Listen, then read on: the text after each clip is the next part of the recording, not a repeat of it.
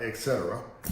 And when I wrote this book, The Memo, which is now a bestseller, you haven't got it, get it. You can get it from operationhope.org, and proceeds go to benefit my favorite charity that's doing financial literacy work around in urban America around this country. So you get a book and a donation at the same time.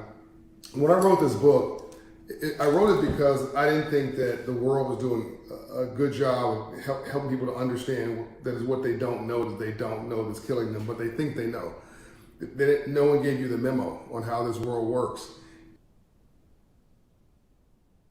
That while I know I want to build an empire, it may be obvious to you that you're spending your days grinding away at things that actually may be the exact opposite of building an empire. How are you spending your time? This is real talk now. Do you have a list of gripes? Do you have a list of complaints? This is time. Do you have a managed list of people you don't like? Do you have a list of things you don't like about your job? Are you spending a lot of time in your job focusing on in late, long lunch, leave early? Like, are you obsessed with avoiding working?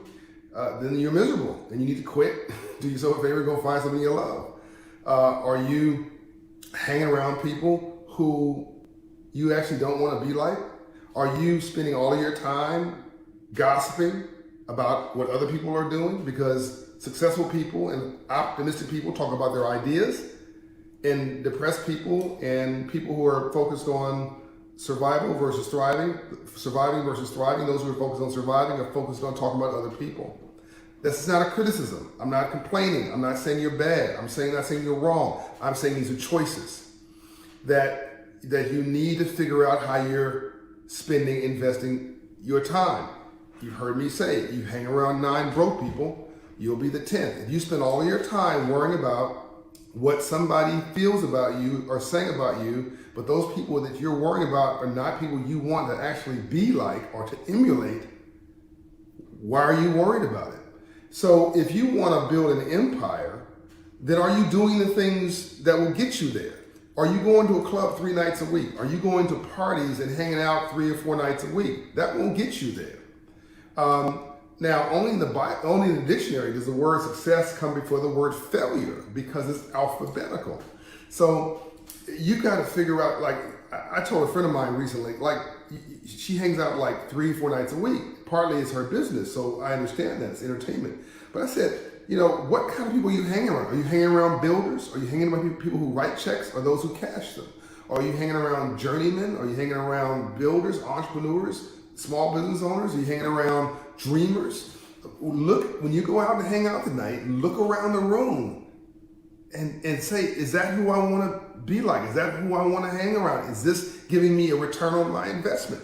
And when I went to New York recently, I was like, hey, you want to go hang out? No, I've been out all day. I'm going back to my hotel room. I'm going to study. I'm going to research. I'm going to write. I'm going to reflect. I'm going to get some good food. I'm going to talk to my family.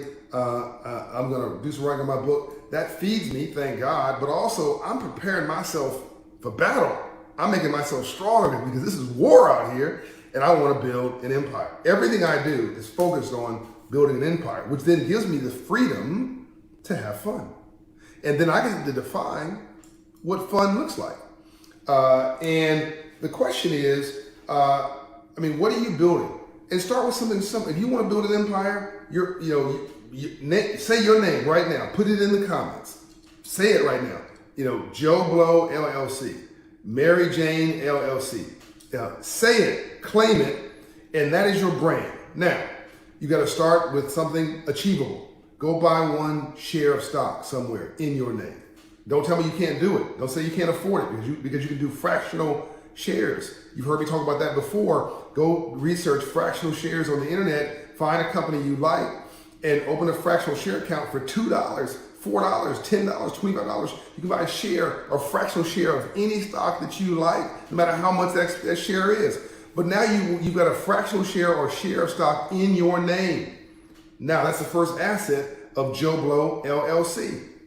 All right, you got assets and liabilities in your life, right? When you lease a car, buy a car, that's probably a liability. When you buy a shirt or whatever, unless you're using it for business purposes, that's a liability. When so when you buy 40 pairs of tennis shoes, that is not an asset. That is a liability. I understand there are some collective tennis shoes, but that's not my point. But when you buy a book and you use it to educate yourself, that's an asset. When you buy this book, it is an asset. When you make a charitable contribution, it's actually an asset because it helps the society, it helps yourself, gives you a charitable deduction. Something in my eye. When you buy one share of stock, go online and invest in a startup. $5, $50, $100. Online, you can do fractional startup investing. Invest in your own business. Let your 9 to 5, your job, now finance your 5 to 9, your dream. Let your 9 to 5, your job, finance your 5 to 9, your dream. If you can't afford to have your own business, then go do multi-level marketing like I did when I was 18, 19 years old. The question is, what are you building? Like, if you're gonna rent $1,000 a month, why aren't you trying to buy something for $1,000 a month? It may not be as glitzy as a place downtown, but they own that, you don't. And if you buy the $1,000 place that has a $1,000 a month mortgage on it, it may be less glitzy, but you're building an asset in your name. Put something on your name, an asset, not a liability. And just because you put something on your does not make it an asset. Okay, it's an asset, not a. Okay, so put something on your name. Build little by little. So how did I create a global enterprise operating now with different entities in 80 countries? And how did I live my dream from Coppell, California and South Central LA and experiencing 3 deaths, murders before I was 10 years old, 2 physical murders, and then the death of the marriage of my mother and father, the death of that marriage that destroyed all our assets. And again, two people I love were murdered before I was 10, and I was homeless 6 months of my life. Don't think I got a silver spoon in my mouth and I'm giving you some rhetoric. I literally did this with a lot of help from mentors and friends and loved ones and a lot of grit from myself and God. I did this all myself. And I built an empire, but this has been my obsession. This has been my focus my entire life. Building an empire. Start with your credit score. Go to a Hope Inside location today, right near you. Start with something practical. Make a goal. I'm gonna move my credit score 20 points in 6 months. I'm gonna move my credit score 50 points in 8 months. I'm gonna move my credit score 120 points in 24 months. That will set you free in and of itself. It'll raise your self-esteem. It'll lower your stress. It'll lower your cost of borrowing. It'll let you get a job anywhere you want because people checking your credit now wherever you go. Credit scores are not only a gateway to a better life, it changes how you feel about yourself. Literally, as my credit score up, I feel better about myself. And it's something you can control and nobody else controls you. It's something that's completely in your own control. And as it goes up, your optimism goes up. You want to become a homeowner. Let's start there. Go to Operation Hope. Sign up to the home ownership program. You want to become a small business owner. Go to Operation Hope. Sign up to the small business program. You want to go and become an entrepreneur, which is different than a small business owner. Go to Operation Hope, sign up for the small business program. If you think you're a businessman, but you've never been through any training, you may not be a businessman or a businesswoman. You may be confusing busyness with businessman or businesswoman. And if your outflow exceeds your inflow, then your overhead will be your downfall. Guy told me recently that a friend of his bought a building, went and bought equipment for the building for a restaurant. And when he walked up and said, "This is fantastic, let me see your P&L," the guy said, "What's a P&L?" By the way, it's called a profit and loss statement. When the guy said, "You can't run a business without a P&L," the guy just cried.